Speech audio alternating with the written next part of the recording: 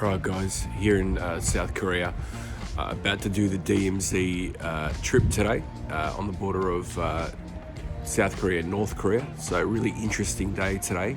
I'm going to try and capture as much video as I can, but we'll see how we go. Looking forward to it.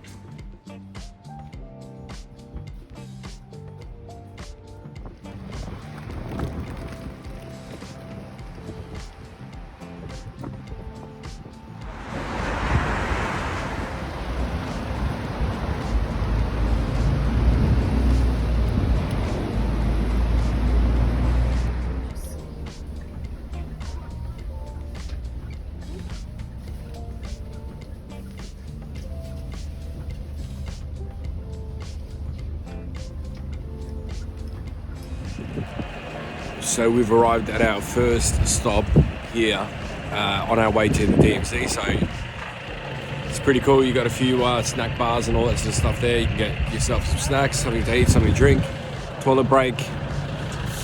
See some buses here. Absolutely trippy, to be honest with you. Knowing that I'm headed towards the North Korean border, it's going to be an incredible experience. Super excited. Stay tuned.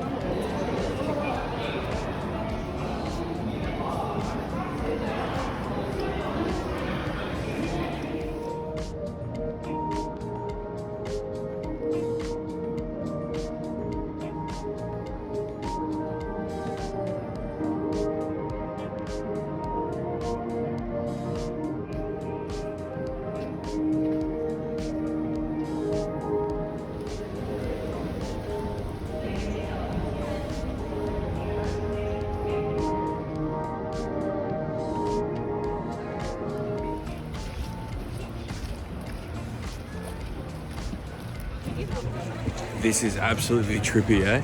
So we've stopped at our first stop, right? And there's a theme park literally here, right? So we've got about an hour to kind of explore a little bit, and then we're gonna head towards the DMZ demilitarized zone, which is really militarized. Crazy.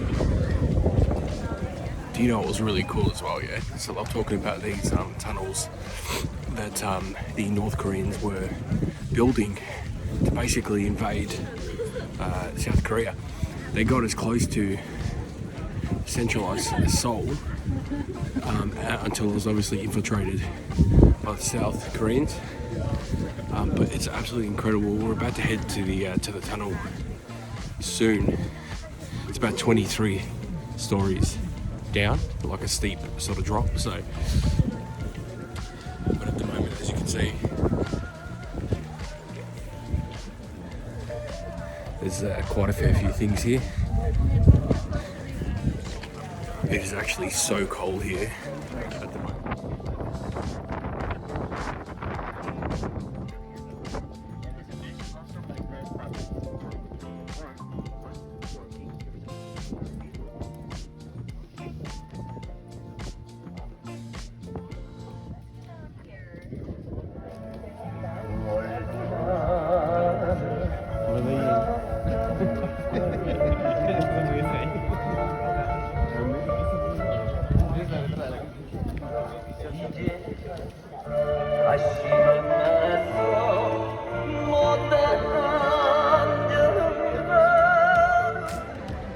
So this train, right, has now stopped, obviously, many years, right? It's been halted, right? So this actual particular train, right, will go down the Korean peninsula when it was actually one country, right?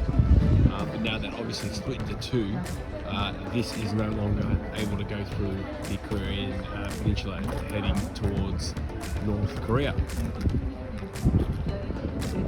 This is actually called the Iron Horse, and a lot of the people from the south that actually have families and things like that over in North Korea, they really want unification because obviously they can go see their family. So that train there, right, symbolises the peace train, obviously built by the South Koreans. But again, it's one of those things where South Koreans, they want peace.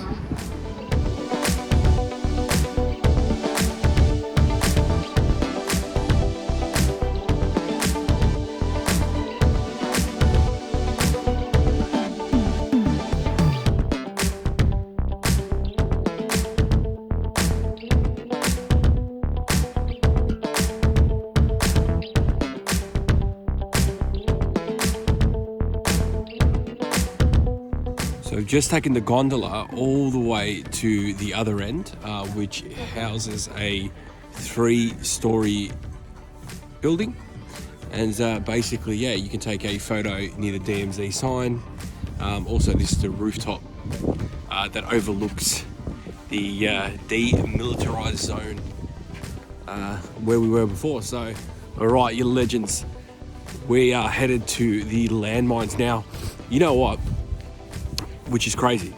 They've actually got thousands of landmines, right? The South Koreans implemented thousands of landmines, right? Obviously to stop the North Koreans from infiltrating South Korea. But if you look over here, right, there's a landmine sign, right? So this is kind of where, you know, tourists and things like that can go over there and, yeah, take some photos and all that. And obviously at the top you can see, you know, it's really weird. Those who know, I sing this song at my shows, and it's really weird, right? Because out of all songs, Perfect comes up.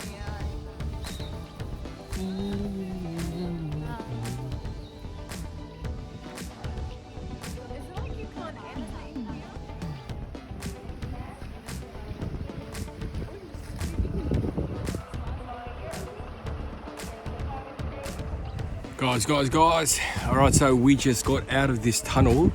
It's about 300 meters down one way, right, real steep.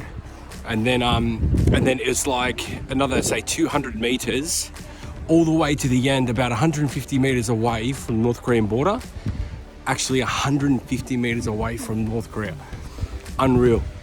So the second actual like part of the tunnel, you have to really bend down because obviously, you know, North Korean, you know, army and soldiers were obviously picking the caves many years ago, and there was actually a stopping point where you can actually see they got like statues of North Korean soldiers at the stop point, at the halt point. Yeah, so it was just incredible experience. Honestly, like I recommend it, guys. If you ever down in South Korea, you need to visit this DMZ, mate. It is unreal. Honestly.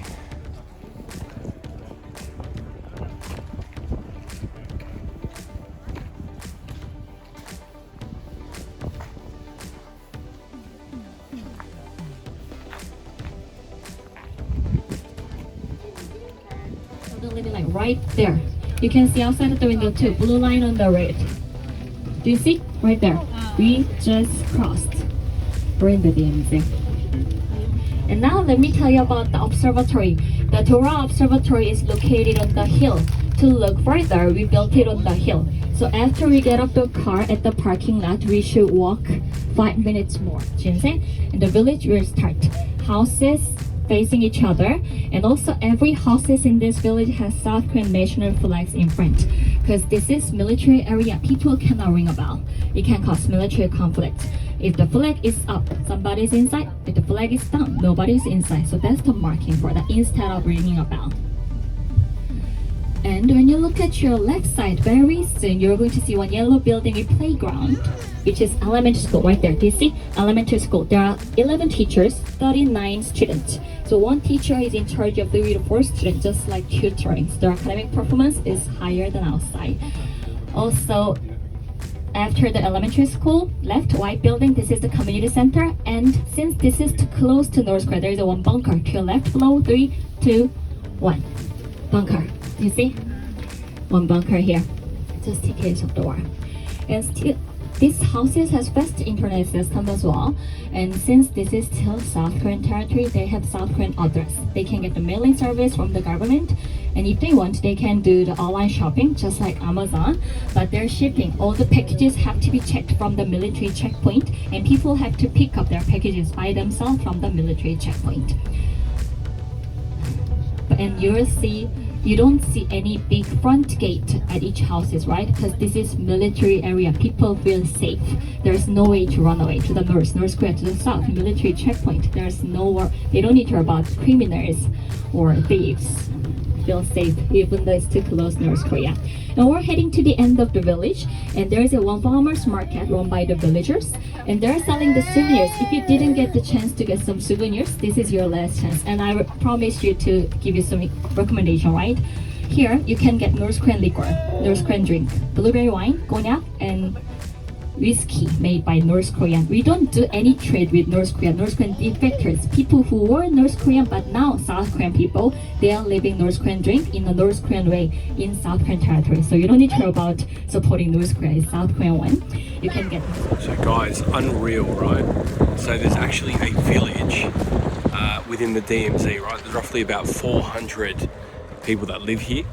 Now those 400 people can literally go tax-free for the rest of their lives. If they exit the village, then a new one is able to come in. There's like a really long waiting list here in South Korea to be part of this village, right? So there's a lot of benefits, and especially for like retirees or people that are older that want to acquire a life, but also experience all the benefits that the United Nations that are able to give to them. It's actually unreal. It's so interesting to see that the United Nations is so heavily involved here at this demilitarized zone in South Korea. What an experience, guys. I really suggest if you're here in South Korea, please go to the DMZ tour. You'll have the greatest time. If you're so interested in this sort of stuff, it's really informative. But you know what? Outside of that, have a good day, guys, and wait for the next video.